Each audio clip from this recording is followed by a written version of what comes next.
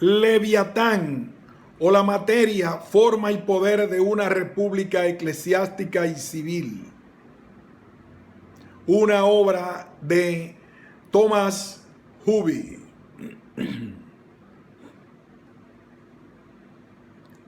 Introducción.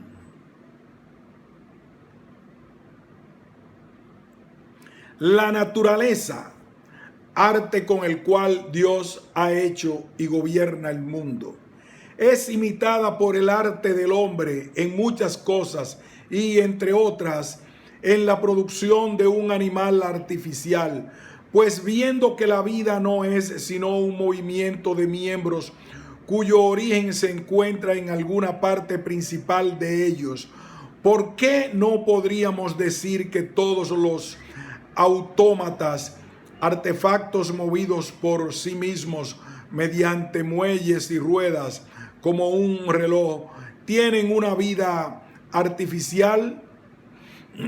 Pues, ¿qué es el corazón sino un muelle? ¿Y qué son los nervios sino otras tantas cuerdas? ¿Y qué son las articulaciones sino otras tantas ruedas, dando movimiento al cuerpo en su conjunto, tal como el artífice proyectó? Pero el arte va aún más lejos, imitando la obra más racional y excelente de la naturaleza, que es el hombre. Pues mediante el arte se crea ese gran leviatán que se llama una república o estado, civitas en latín, y que no es sino un hombre artificial, aunque de estatura y fuerza superiores a la del natural, para cuya protección y defensa fue pensado. Allí la soberbia es un alma artificial que da fuerza y movimiento al cuerpo entero. Los magistrados y otros funcionarios de judicatura y ejecución son las articulaciones. La recompensa y el castigo hacen las funciones de los nervios en el cuerpo natural, anudando el trono de la soberanía, cada articulación y cada miembro, de tal manera que todos sean movidos a realizar su tarea. La opulencia y las riquezas de todos los miembros particulares son la fuerza, la salus populi, la seguridad del pueblo, sus negocios, sus consejeros, gracias a los cuales les son sugeridas todas cuantas cosas precisas saber, son la memoria.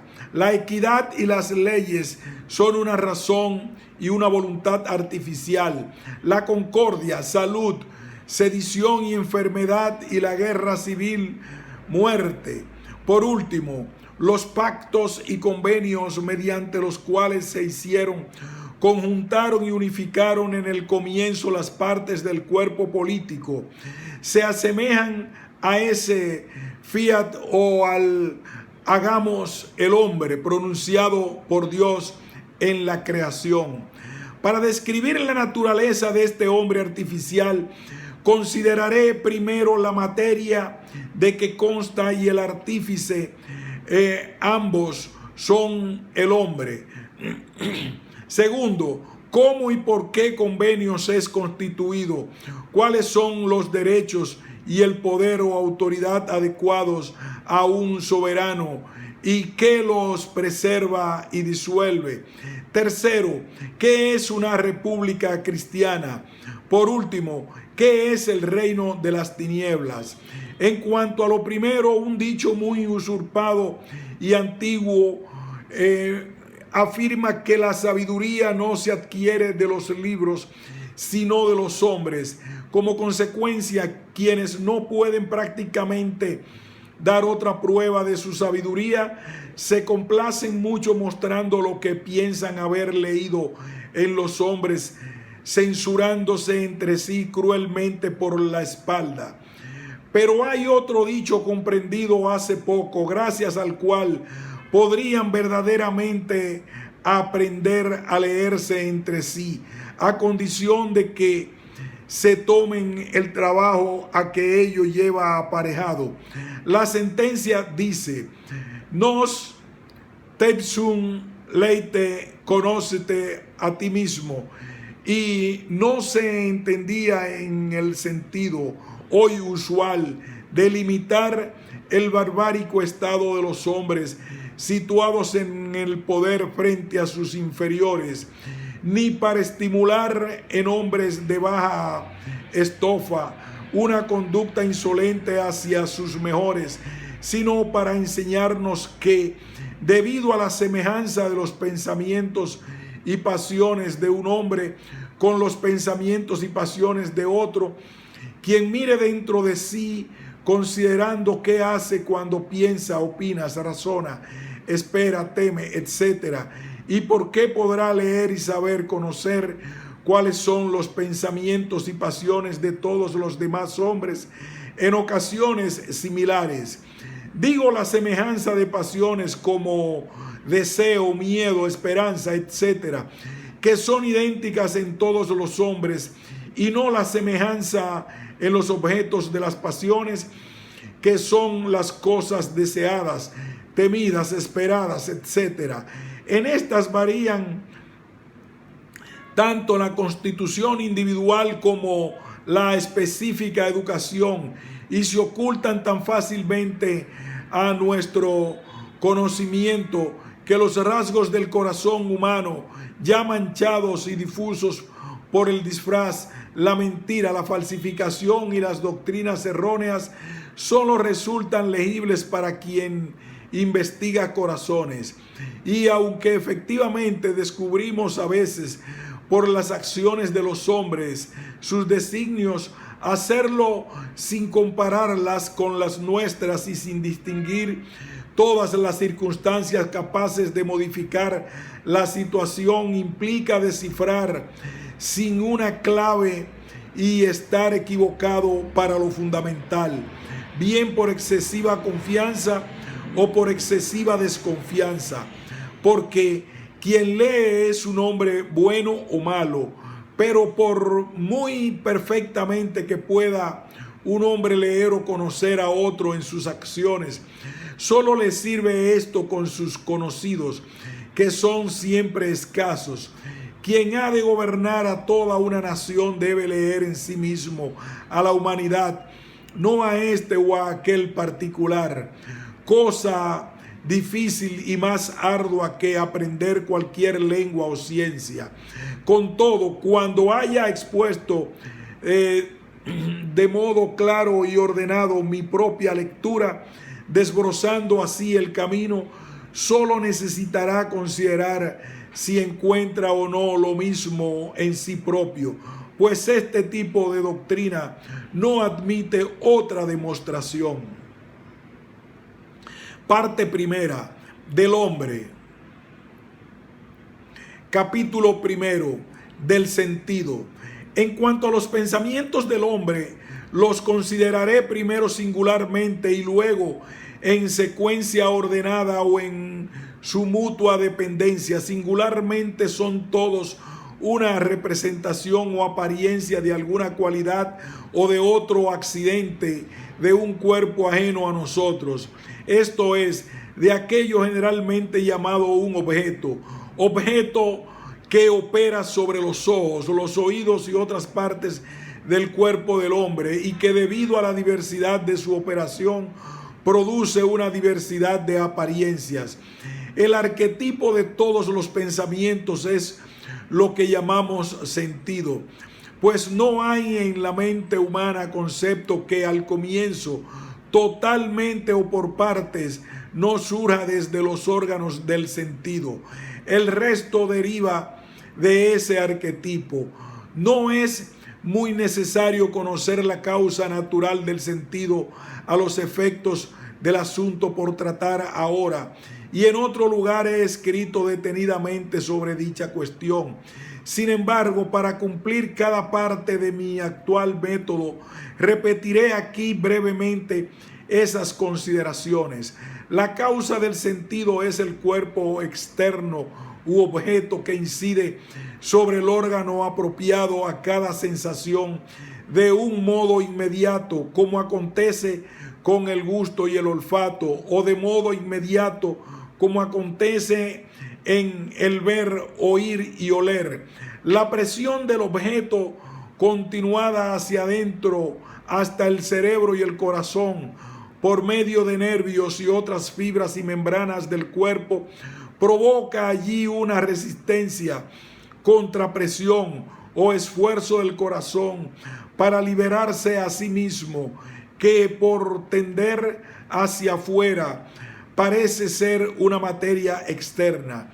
Y esta apariencia o fantasía es lo que los hombres llaman sentido, y consiste para el ojo en una luz o en la representación de un color, para el oído en un sonido, para la nariz en un olor, para la lengua y el paladar en un sabor, y para el resto del cuerpo en calor, frío, dureza, suavidad y otras cualidades semejantes, discernidas por el sentimiento.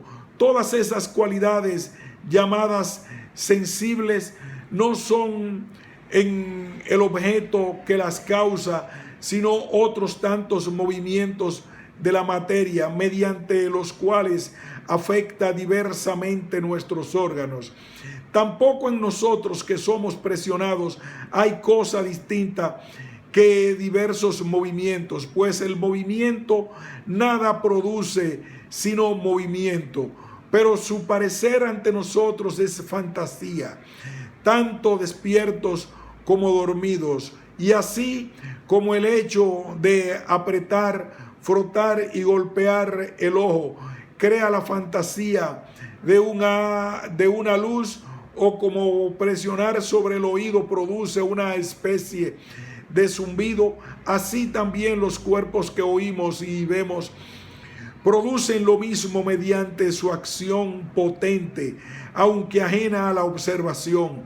Porque si esos colores y sonidos estuviesen en los cuerpos u objetos que los provocan, no podrían separarse de ellos, como sucede con los espejos y con los ecos, por reflexión, donde sabemos que la cosa vista se encuentra en un lugar, mientras la apariencia se encuentra en otro, y aunque a cierta distancia el propio objeto real parece investido de la fantasía que él mismo hace nacer en nosotros, el objeto es una cosa y la imagen o fantasía otra.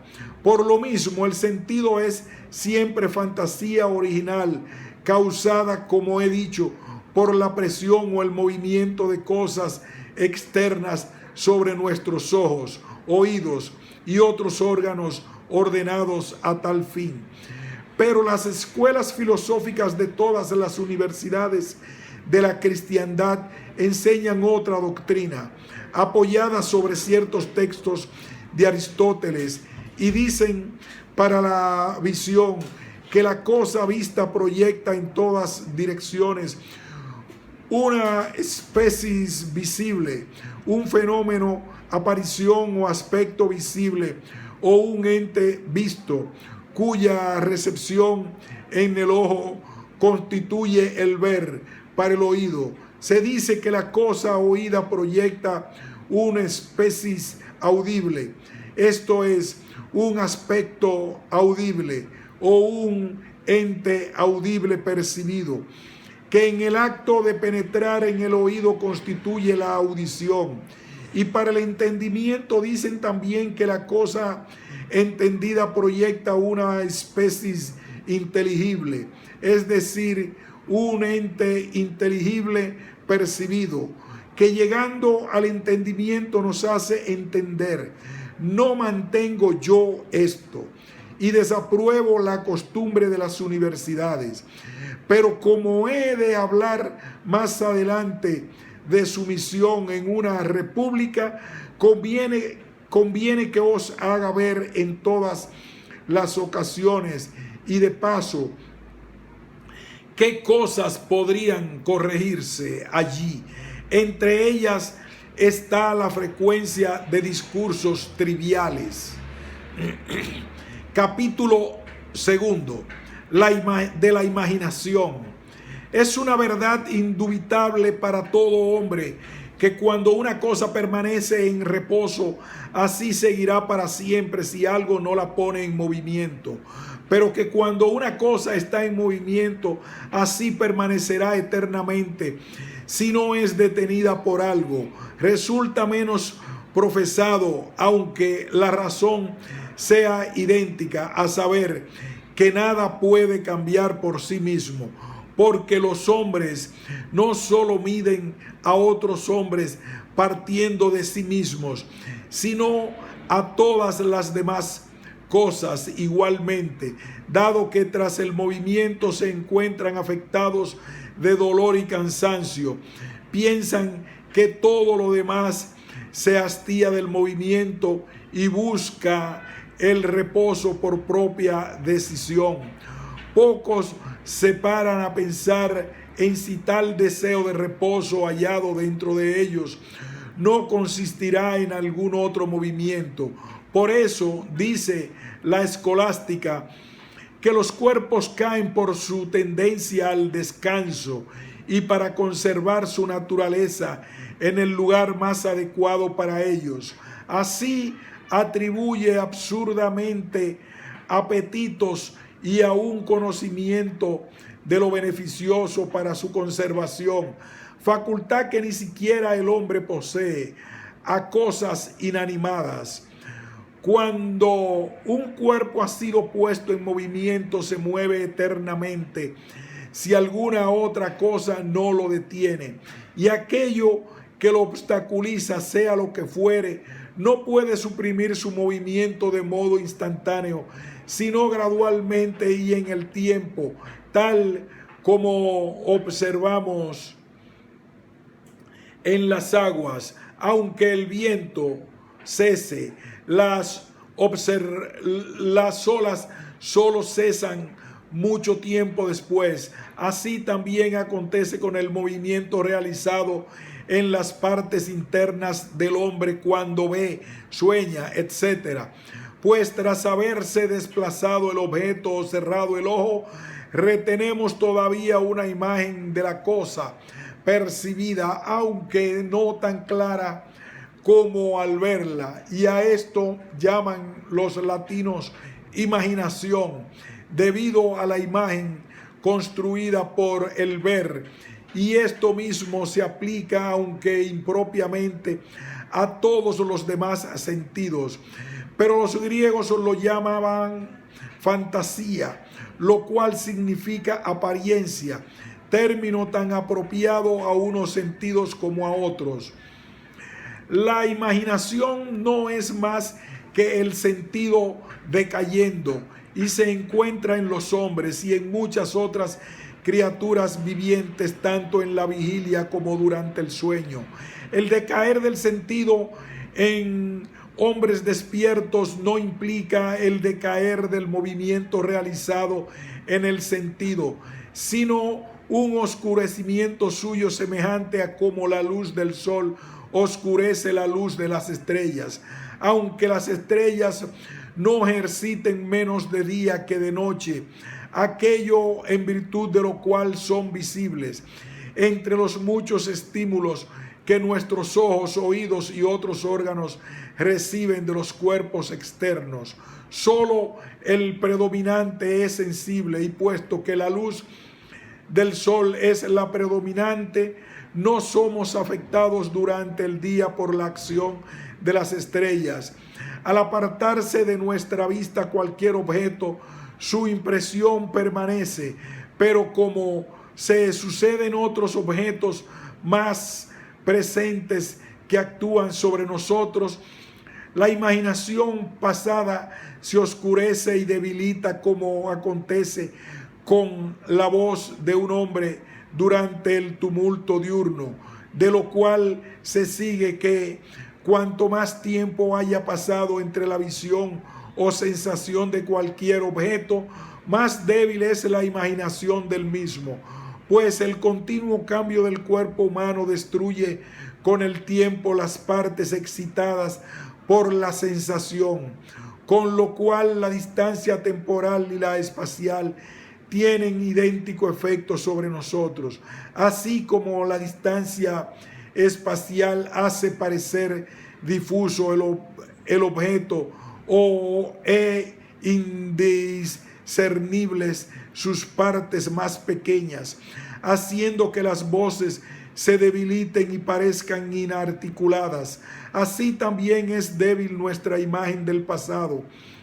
Tras un gran lapso de tiempo y perdemos, por ejemplo, muchas calles específicas de ciudades conocidas, como olvidamos muchas circunstancias particulares de las acciones.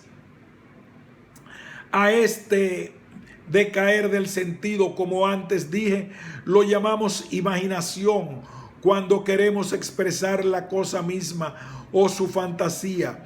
Pero cuando queremos expresar el decaimiento y decir que el sentido es viejo, pasado y se desvanece, hablamos de memoria, por lo cual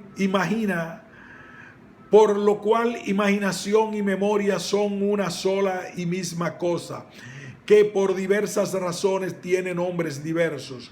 Se llama experiencia a una gran cantidad de memoria o al recuerdo de muchas cosas. Por su parte, la imaginación se refiere exclusivamente a las cosas que han sido antes percibidas por el sentido, bien de una vez en su totalidad o bien por partes en distintos momentos. La primera, que implica el acto de imaginar la totalidad del objeto tal como fue presentado al sentido, es simple imaginación, como cuando imaginamos un hombre o un caballo antes vistos. La otra es compuesta, como cuando por la visión de un hombre o un momento de un caballo en otro formamos en nuestra mente un centauro.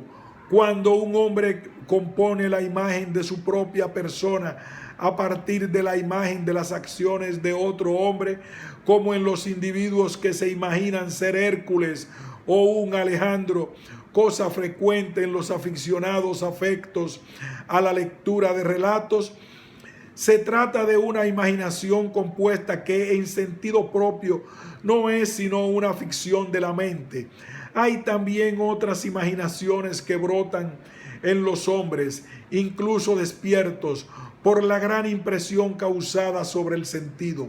Así, el hecho de mirar el sol hace que su impresión permanezca largo tiempo después ante nuestros ojos, y tras prestar una prolongada e intensa atención a figuras geométricas, un hombre tendrá en la oscuridad, incluso despierto, las imágenes de líneas y ángulos ante los ojos. Fantasía esta carente de nombre específico por ser algo que no entra frecuentemente en el discurso de los hombres.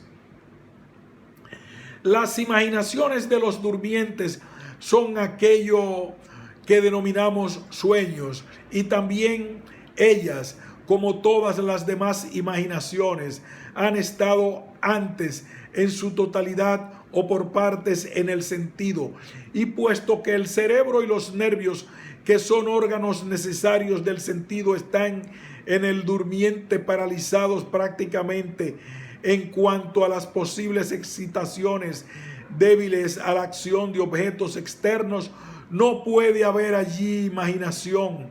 En consecuencia, tampoco puede haber sueños, salvo los procedentes de la agitación de las partes internas del cuerpo humano, dada la conexión que tienen con el cerebro y otros órganos. Esas partes internas los mantienen en movimiento cuando son alteradas, con lo cual las imaginaciones hechas allí antes aparecen como si el hombre estuviese despierto, salvo por el hecho de que, estando ahora paralizados los órganos del sentido y no existiendo ningún nuevo objeto capaz de dominarlos, y oscurecerlos con una impresión más vigorosa.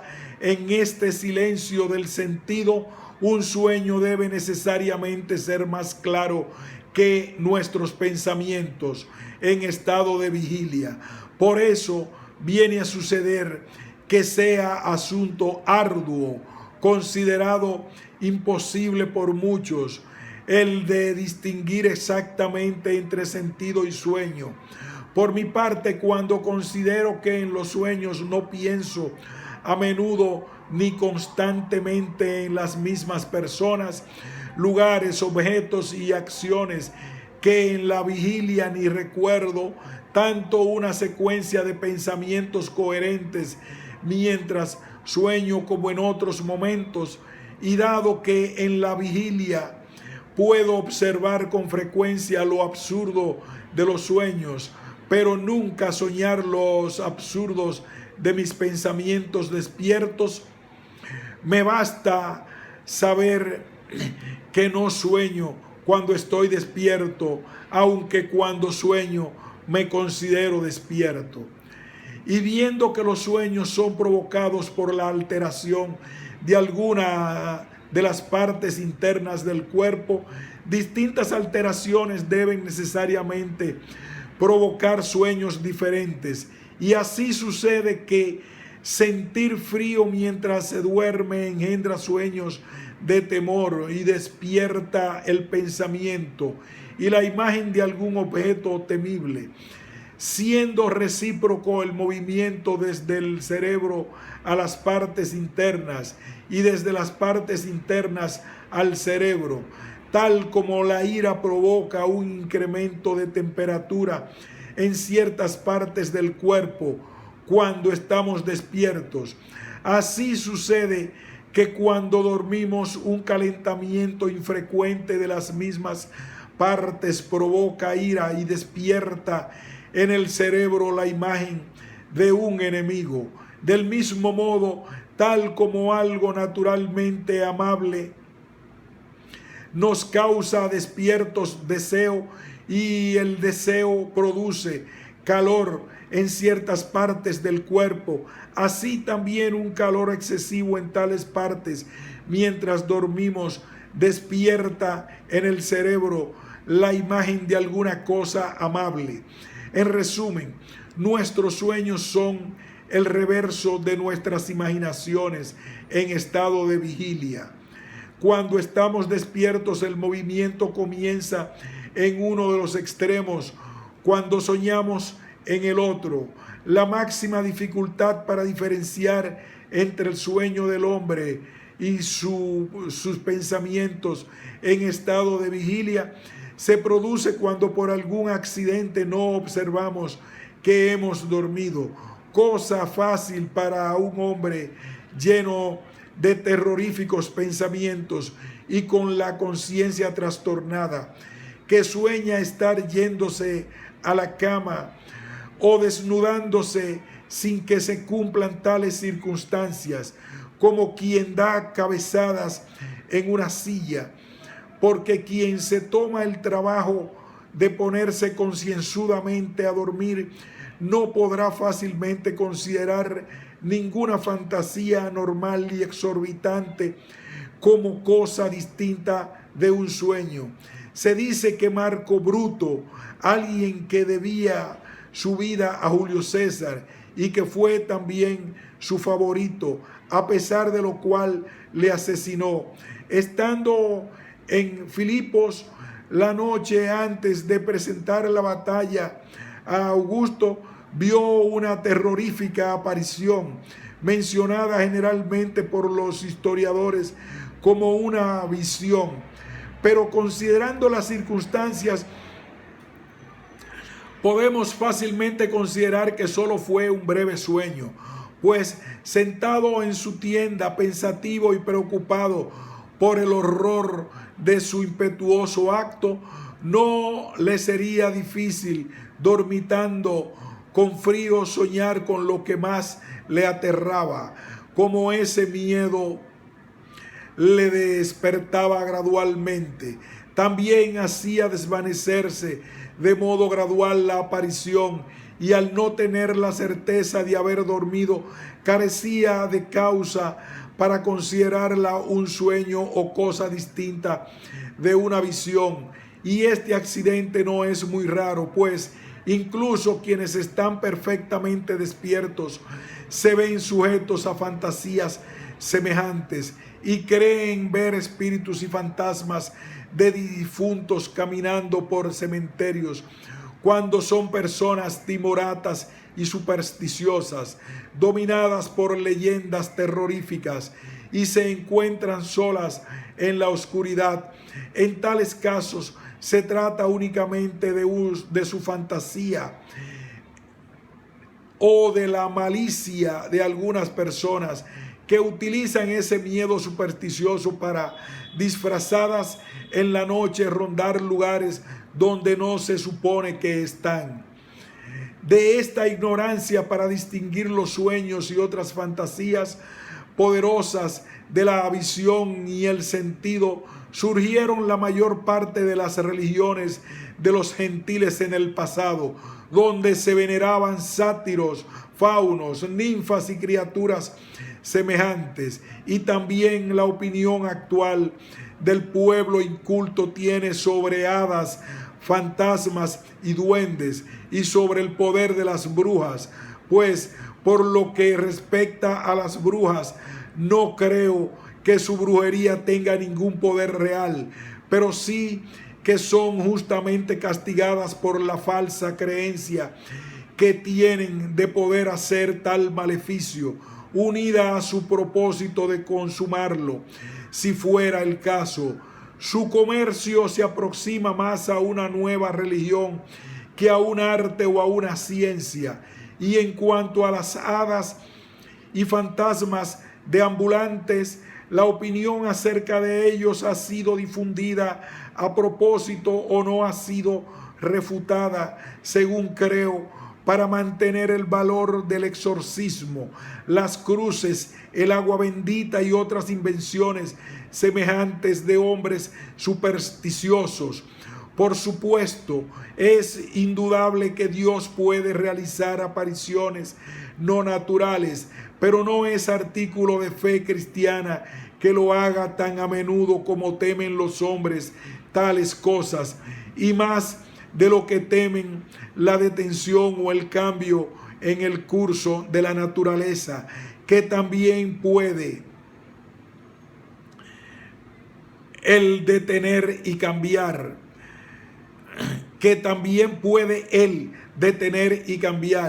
pero bajo el pretexto de que Dios puede hacer cualquier cosa, algunos malvados tienen la audacia de decir también cualquier cosa cuando sirve a su conveniencia, aunque la consideren falsa, y corresponde a un hombre sabio no creerles más allá de lo que parece sensato con arreglo a recta razón. Si se suprimiese ese miedo supersticioso a los espíritus y junto con él los pronósticos a partir de sueños, las falsas profecías y muchas otras cosas dependientes de ello, mediante las cuales personas astutamente ambiciosas abusan de la simpleza popular, los hombres estarían mucho mejor preparados de lo que están para la obediencia. Y esta debiera ser la tarea de las escuelas, pero alimentan más bien tal doctrina, pues enseñan lo recibido, desconociendo que son la imaginación y los sentidos. Algunos afirman que las imaginaciones nacen de sí mismas y carecen de causa. Otros que brotan por lo general de la voluntad y que los buenos pensamientos son soplados, inspirados a un hombre por Dios, mientras los pensamientos malignos se deben al diablo, o que los buenos pensamientos son infundidos en el hombre por Dios y los malos por el diablo. Algunos dicen que los sentidos reciben las especies de las cosas y la entregan al sentido común, pasándola el sentido común a la fantasía y la fantasía a la memoria y la memoria al juicio, como un tráfico de cosas de uno a otro, con muchas palabras y ninguna comprensión. La imaginación que brota en un hombre o en cualquier otra criatura dotada con la facultad de imaginar mediante palabras u otros signos voluntarios es lo que llamamos generalmente entendimiento, y es común al hombre y al animal, porque un perro comprenderá por costumbre la llamada o la furiosa reprimenda de su dueño, y así sucederá con muchos otros animales. El entendimiento peculiar al hombre no es solo comprensión de su voluntad, sino de sus concepciones y pensamientos, por la sucesión y estructura de los nombres de cosas en afirmaciones, negaciones y otras formas de discurso.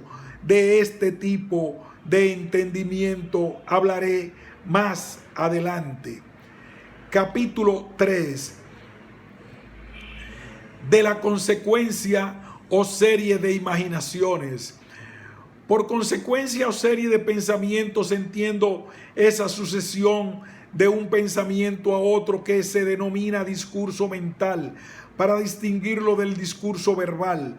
Cuando un hombre piensa en algo, su siguiente pensamiento no es tan casual como podría parecer.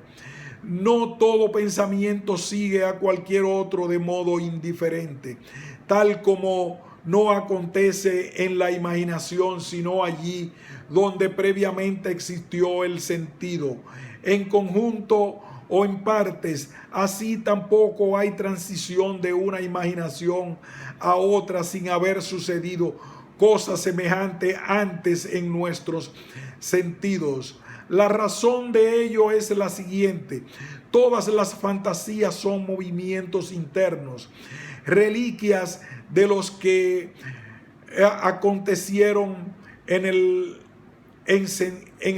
sentido, y aquellos movimientos que se sucedieron inmediatamente uno al otro en el sentido continúan estando juntos también tras el sentido, mientras el primero vuelva a acontecer y sea predominante.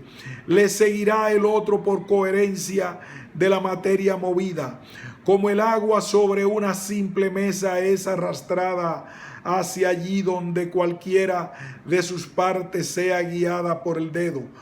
Pero dado que en el sentido a la misma cosa percibida sigue unas veces una y otras veces otra, acaba sucediendo en el tiempo que a la hora de imaginar cualquier cosa no hay certeza en cuanto a cuál imaginaremos después. Solo es seguro que será algo que sucedió igual anteriormente, en un momento u otro. Esa consecuencia de pensamiento o discurso mental es de dos tipos. El primero es sin guía, sin designio e inconstante. Allí no hay un pensamiento apasionado que gobierne y dirija hacia sí a los que siguen como el fin y la intención de algún deseo o de otra pasión, en cuyo caso los pensamientos se dice que fluctúan y parecen irrelevantes entre sí, como en un sueño. Tales son por lo general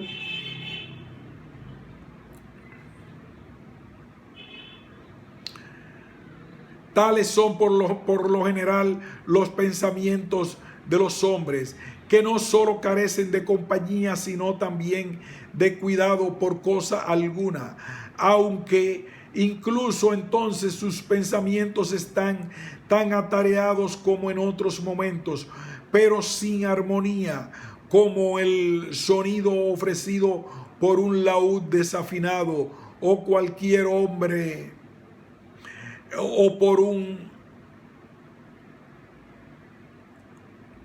por cualquier hombre o por un laúd afinado para el incapaz de tocar.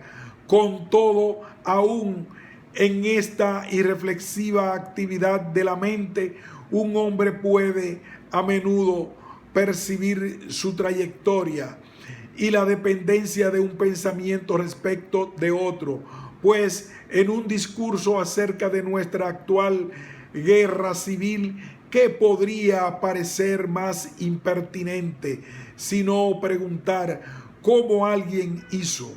¿Cuál era el valor de la moneda romana? Sin embargo, para mí la coherencia era suficientemente visible, porque el pensamiento de la guerra introdujo el pensamiento de entregar al rey a sus enemigos. Este pensamiento suscitó el de la entrega de Cristo a los judíos, y este a su vez provocó el pensamiento de las 30 monedas que fueron el precio de dicha traición.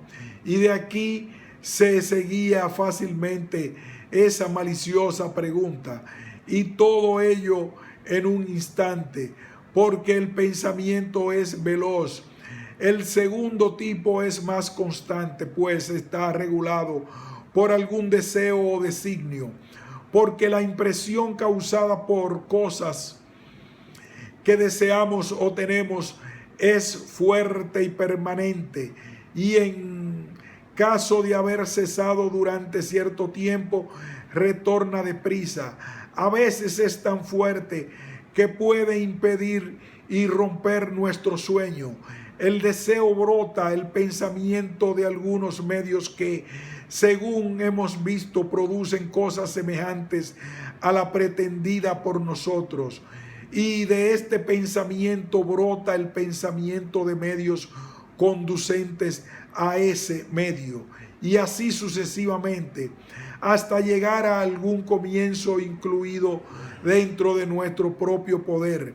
Y puesto que debido a la intensidad de la impresión, el propósito viene a menudo a la mente, tan pronto como nuestros pensamientos comienzan a vagar, se ven rápidamente reconducidos de nuevo al camino, cosa que, observada por uno de los 7 sabios, le hizo formular este precepto hoy pasado de moda: respis finem, es decir, en todas vuestras acciones tened presente a menudo aquello que querráis como la cosa que dirige todos vuestros pensamientos a su obtención. La secuencia de pensamientos regulados es de 2 tipos. Uno, cuando partiendo de un efecto imaginado buscamos las causas o medios que lo producen. Este tipo es común al hombre y la bestia. El otro se produce cuando, imaginando cualquier cosa, buscamos todos los posibles efectos que puedan ser producidos por ella. Es decir, cuando imaginamos qué podríamos hacer con ella en caso de tenerla. De este tipo no he visto nunca signo alguno en criatura distinta del hombre, pues se trata de una curiosidad rara vez presente en la naturaleza de algún ser vivo que solo tenga pasiones sensuales, como el hambre, la sed, la lujuria y la ira. En suma, el discurso de la mente, cuando está gobernado por el designio, no es sino búsqueda o facultad de invención, que los latinos llaman sagacitas y solertia, un cazar las causas a partir de algún efecto presente o pasado, o los efectos a partir de alguna causa presente o pasada. A veces un hombre busca lo que ha perdido, y desde ese lugar y tiempo donde lo echa en falta, su mente retrocede de lugar en lugar y de tiempo en tiempo para encontrar dónde y cuándo lo tuvo. Es decir, para encontrar algún tiempo y lugar ciertos y limitados donde comenzar la búsqueda. y desde allí sus pensamientos recorren otra vez los mismos lugares y tiempos para descubrir qué acción o qué otra ocasión pudo hacerle perder aquello. A esto llamamos remembranza o invocación a la mente. Los latinos lo llaman reminiscencia, como si fuera un reconocer nuestras acciones anteriores.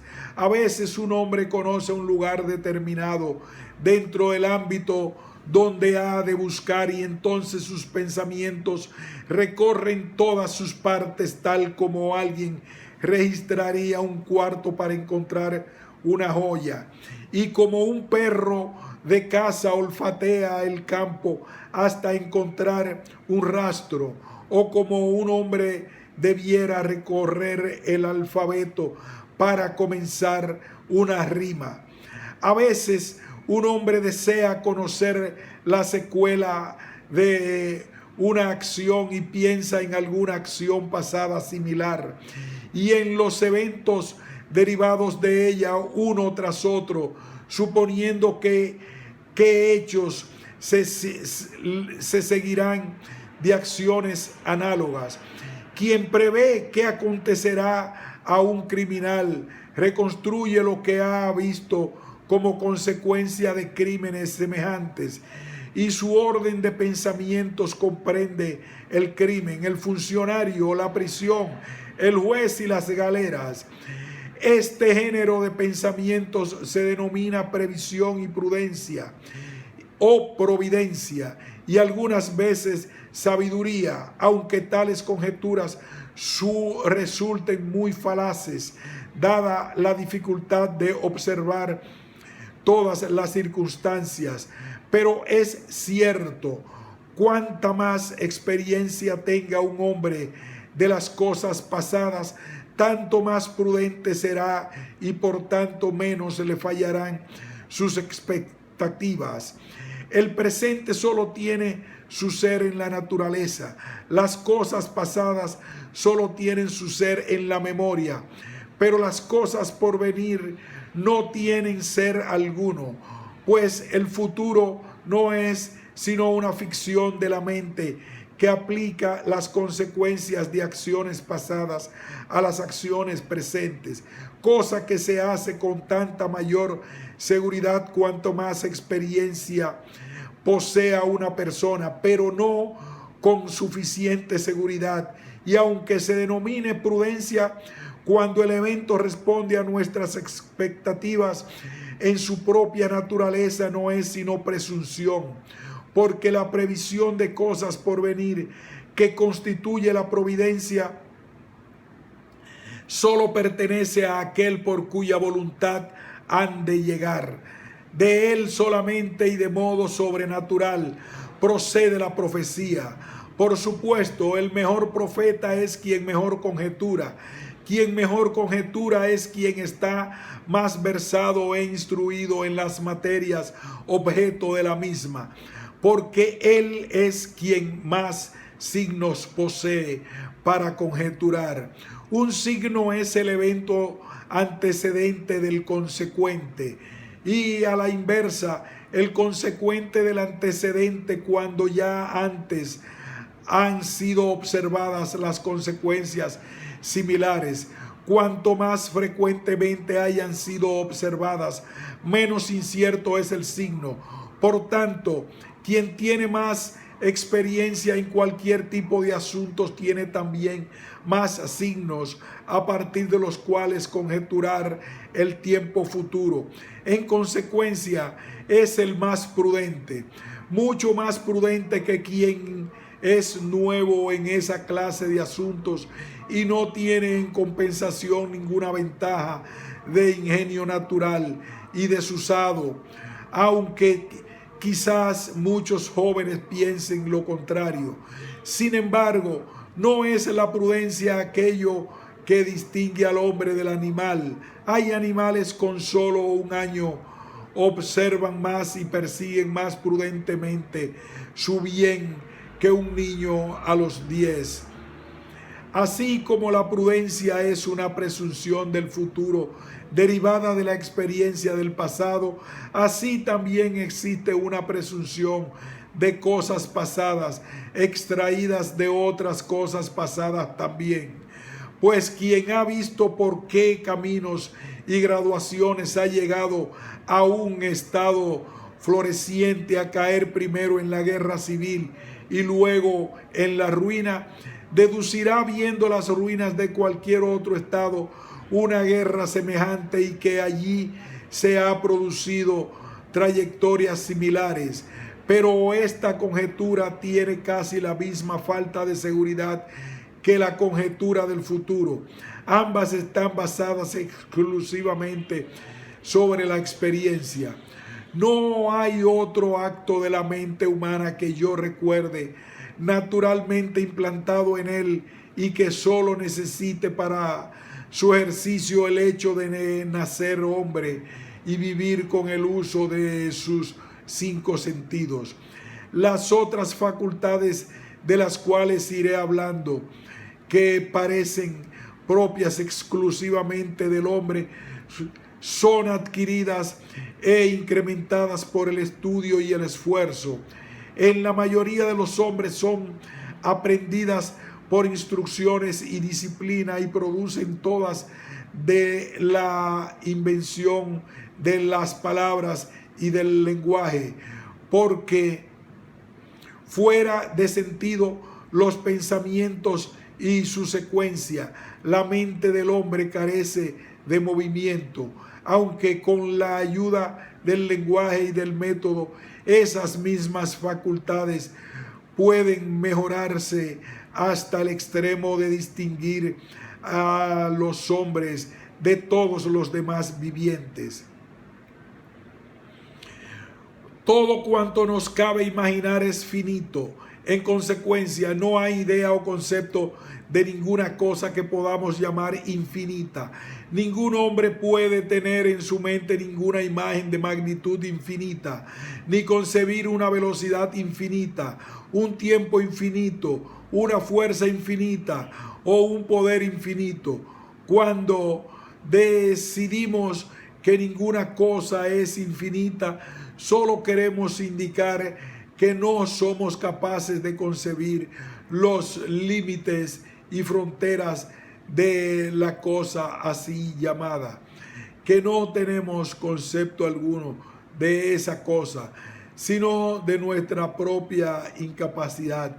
Por tanto, el nombre de Dios no se utiliza para hacernos concebirlo, porque Él es incomprensible y su grandeza y poder son incomprensibles, sino que podamos honrarle. Además, como dije antes, dado que cualquier cosa concebida ha sido percibida en primer lugar por el sentido, conjunta e instantáneamente o por partes, un hombre no puede tener pensamientos que representen cosa alguna no sujeta al sentido. Por consiguiente, ningún hombre puede concebir una cosa, sino que debe concebirla en algún lugar y dotada de alguna magnitud precisa y capaz de dividirse en partes. No es posible que ninguna cosa esté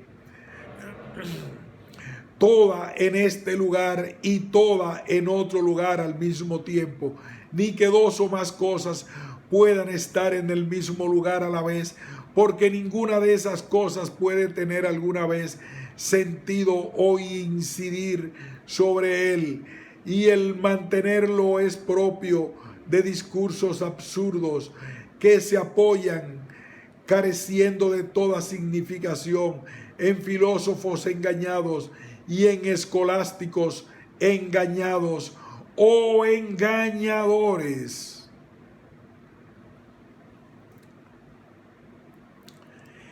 Capítulo 4 del lenguaje. La invención de la imprenta, aunque ingeniosa, no es gran cosa comparada con la invención de las letras, pero no sabemos quién fue el primero en iniciar el uso de las letras. Los hombres dicen que Cadmo, hijo de Agenor, rey de Fenicia, fue quien las trajo por primera vez a Grecia. Fue una invención beneficiosa para mantener la memoria del tiempo pasado y la vinculación de la humanidad dispersada en tantas y tan distintas regiones de la tierra, y nada sencilla, pues procede de una cuidadosa observación de los diversos movimientos de la lengua, el paladar, los labios y otros órganos del lenguaje, todo ello con el fin de hacer el mayor número de diferencias entre caracteres para recordarlos.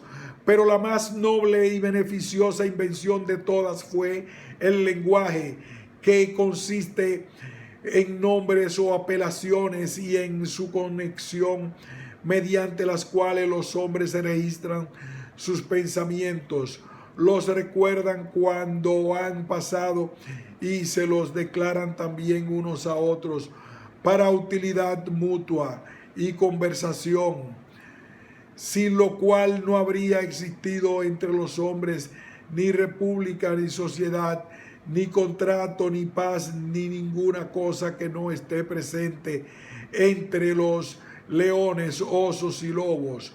El primer autor del lenguaje fue el propio Dios, que instruyó a Adán en la denominación de las criaturas por él presentadas a su vista, aunque la Escritura no dice más de este asunto. Pero fue suficiente para llevarle a añadir más nombres a medida que iban dándole ocasión la experiencia y el uso de las criaturas, y para unirlas gradualmente a fin de hacerse comprender. Y así, con el paso del tiempo, fue consiguiendo el hombre tanto lenguaje como cosas a designar, aunque no tan copioso como el requerido para un orador o un filósofo, porque nada encuentro en la Escritura a partir de lo cual deducir directa o indirectamente que Adán recibió de Dios los nombres de todas las figuras, números, medidas, colores, sonidos, fantasías y acciones, y mucho menos los nombres de palabras y del lenguaje, como general, especial, afirmativo, negativo, interrogativo, optativo, infinitivo, todos los cuales son útiles, y menos aún los nombres de entidad, intencionalidad, quididad y otras palabras sin sentido de la escolástica. Pero todo este lenguaje conseguido y aumentado por Adán y su posteridad se perdió de nuevo en la Torre de Babel, cuando por la mano de Dios todo hombre fue castigado por su rebelión con un olvido de su lengua anterior, y viéndose así forzados a dispersarse por las diversas partes del mundo. Es necesario que la actual diversidad de lenguas proceda gradualmente de ellas, teniendo a la necesidad madre de todas las invenciones como maestra, y con el transcurso del tiempo esta diversidad se hizo en todas partes más copiosa. El uso general de la palabra consiste en transformar nuestro discurso mental en discurso verbal, o la secuencia de nuestros pensamientos en una secuencia de palabras, y esto para cumplir dos finalidades. Una de ellas es registrar las consecuencias de nuestros pensamientos, que propensos a deslizarse fuera de la memoria y forzarnos a un nuevo trabajo, pueden así recordarse otra vez gracias a las palabras con las cuales se troquelaron. De este modo, el primer uso de los nombres es servir como marcas o notas de rememoración. La segunda finalidad de la palabra consiste cuando muchos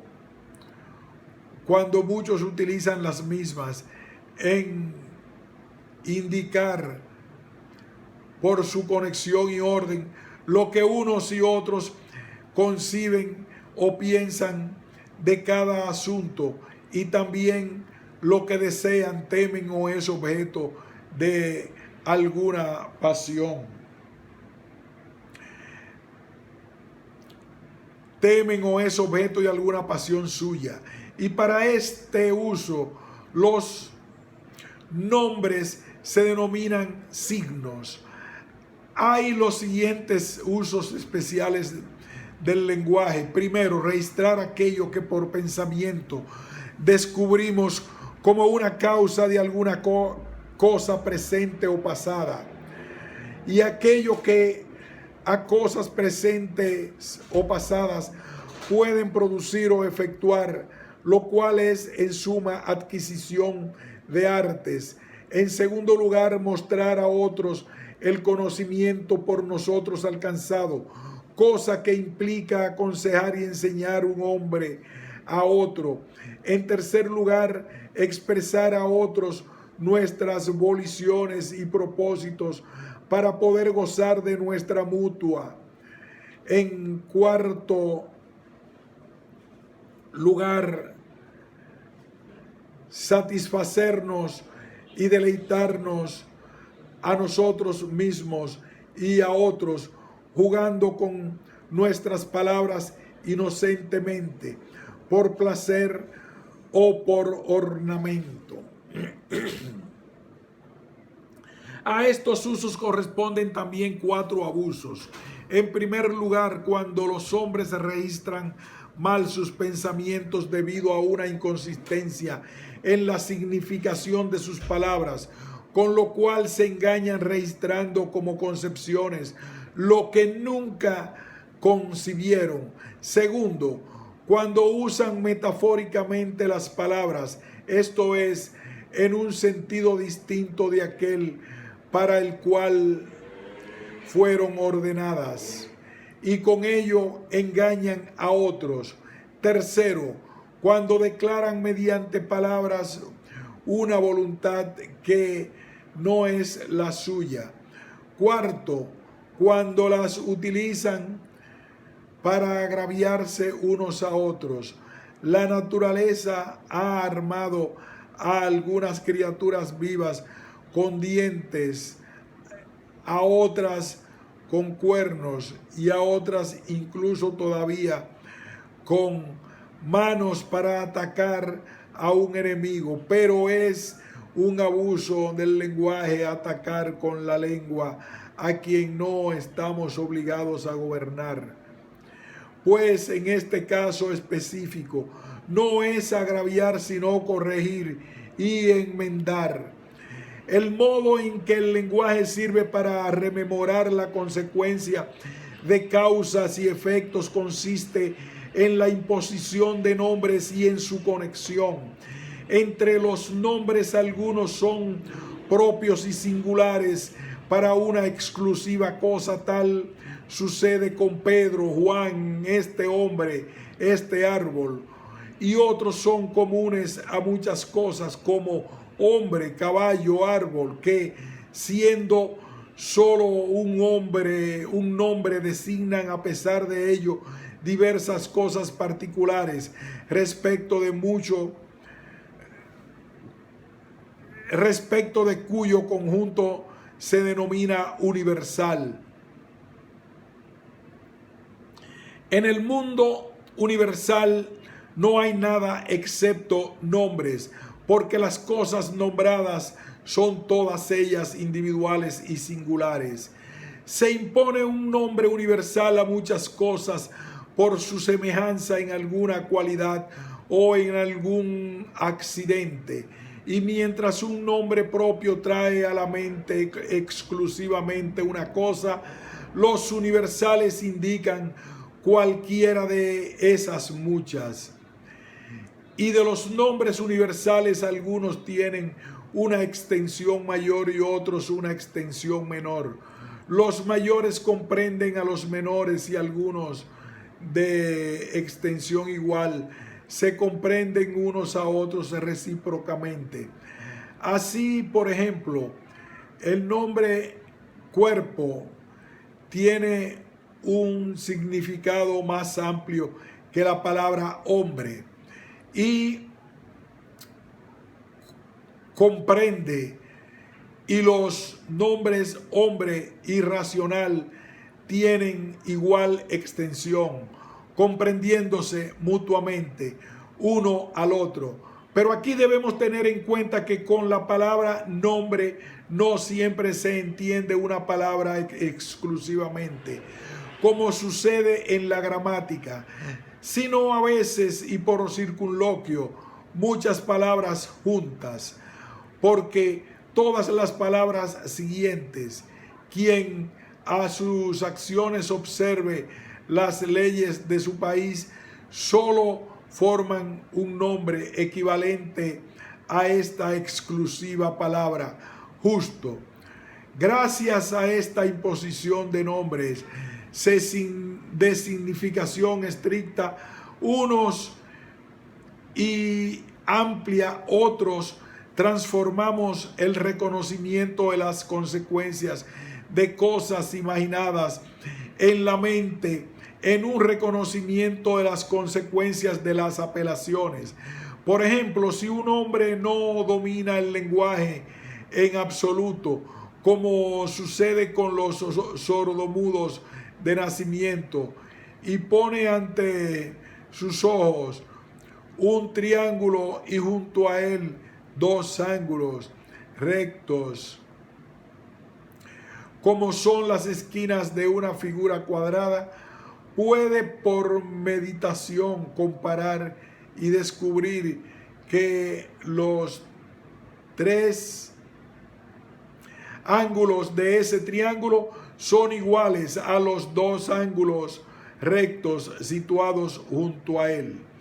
Pero si se le muestra otro triángulo distinto en forma al anterior, ya no podrá saber si un nuevo esfuerzo, si también sus tres ángulos equivaldrían a lo mismo. Pero quien tiene el dominio de las palabras, observando que dicha igualdad no correspondía a la longitud de los lados, ni a ninguna otra cosa particular del triángulo, sino exclusivamente a que los lados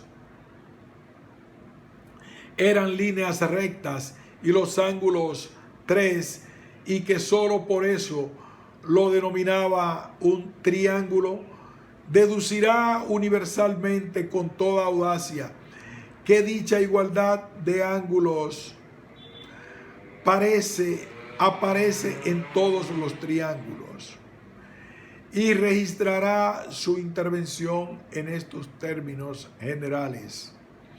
Todo triángulo tiene sus tres ángulos iguales a dos ángulos rectos, y así la consecuencia encontrada en un caso particular se registra y recuerda como una regla universal.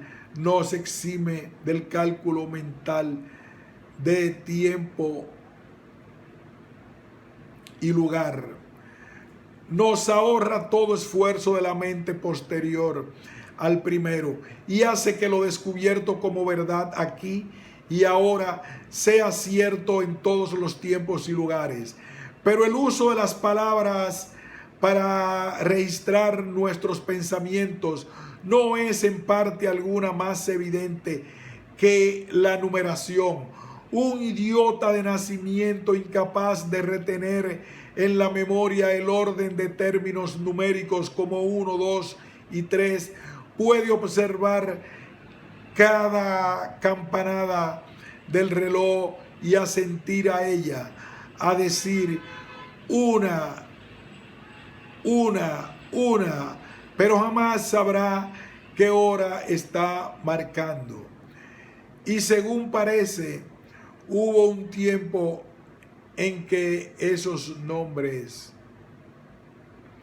numerales no estaban en uso. Los hombres se veían forzados a utilizar los dedos de una o ambas manos para las cosas que deseaban contar, y de ello procede que actualmente todas las naciones, y solo 5 en algunas, comenzando de nuevo a partir de entonces. ¿Y quién puede contar hasta 10 si recita los números sin orden? Se perderá y no sabrá a qué atenerse. Mucho menos será capaz de sumar, restar y realizar todas las demás operaciones de la aritmética. Por lo mismo, sin palabras no hay posibilidad de calcular los números, mucho menos las magnitudes, la velocidad, la fuerza y otras cosas cuyo cálculo es necesario para el estar o bienestar de la humanidad. Cuando los hombres se vinculan a una consecuencia o afirmación, como por ejemplo el hombre es una criatura viviente, o si es un hombre, es una criatura viviente. Si el último nombre, criatura viviente, significa todo cuanto significa el nombre anterior, hombre, la afirmación o consecuencia es verdadera. En otro caso es falsa, porque verdad y falsedad son atributos del lenguaje, no de las cosas. Y donde no hay lenguaje, no hay tampoco verdad ni falsedad. Puede haber error, como cuando esperamos lo que no se produce o sospechamos lo que no ha existido, pero en ninguno de los casos puede imputarse a un hombre la no verdad. Viendo entonces que la verdad consiste en el orden correcto de los nombres en nuestras afirmaciones, quien busque una verdad precisa necesita recordar aquello a lo que se refiere cada uno de los nombres utilizados y situarlo de acuerdo con ello. En caso contrario, se verá enzarzado en una maraña de palabras como el pájaro en un cepo, y cuanto más luche, más atrapado se verá. Por eso, en la geometría, única ciencia que Dios se ha complacido en donar a la humanidad, por eso, en la geometría, paréntesis, única ciencia que Dios se ha complacido en donar a la humanidad, cierro paréntesis, los hombres empiezan estableciendo los significados de sus palabras, significados que llaman definiciones, y situándolos al comienzo de su investigación.